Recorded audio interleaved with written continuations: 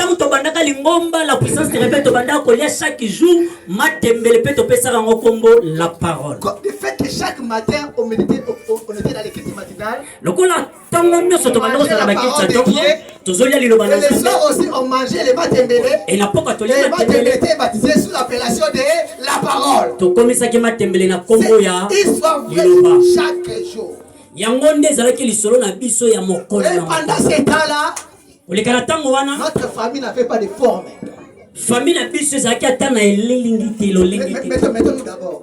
La mort de notre papa, sima ya kufa ya papa na biso, notre famille n'avait pas de sens.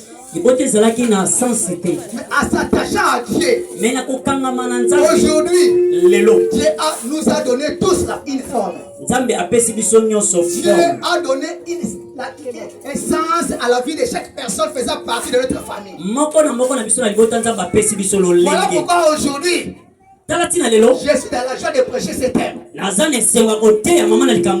thème de cette journée, c'est à qui irions-nous qu'à toi?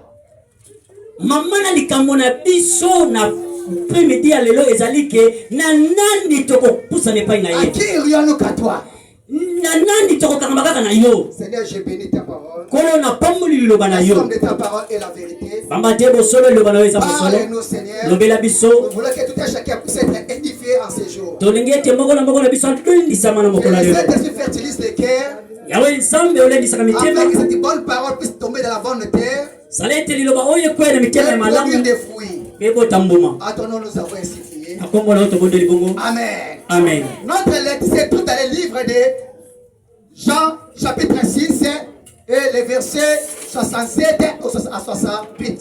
Marika mnabisi ezali na mukana Yohane chapitre 6. Versets 67 à 68. Versets 67 à 68.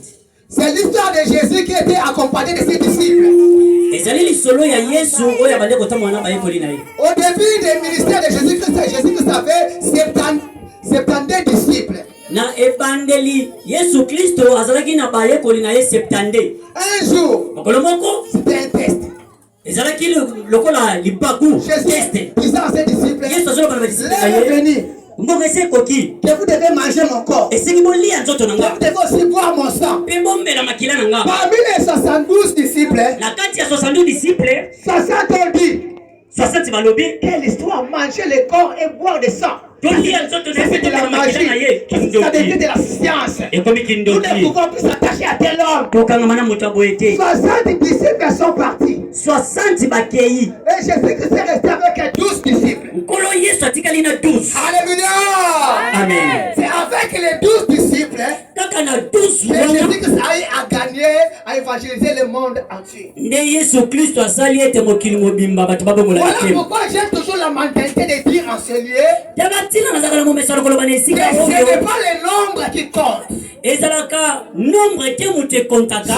pas besoin de la quantité. Ce qui compte dans l'église, c'est la qualité. Jésus n'a pas gardé le monde avec 72 disciples. Il a gardé le monde avec les 12. Moi, j'aimerais être même un pasteur de 3 à 2 personnes à Mokali. Mais c'est ça une église de qualité. Pourquoi? Parce qu'aujourd'hui au Congo, tout le monde se vote que moi j'ai pris. J'ai pris au catholique, j'ai pris chez les bangistes, j'ai pris l'église de réveil, j'ai pris chez les protestants. Mais Dieu n'a pas besoin des hommes qui prient. Dieu a besoin des hommes convertis. Aujourd'hui dans nos églises, nous vivons des phénomènes de plaie. Mais les gens ne sont pas convertis. À l'église aujourd'hui, il y a des sorciers qui arrivent. À l'église aujourd'hui, il y a des féticheurs qui arrivent. L'église n'est pas convertie. Au dernier jour, beaucoup diront, j'étais pasteur, ils diront que j'étais collectif.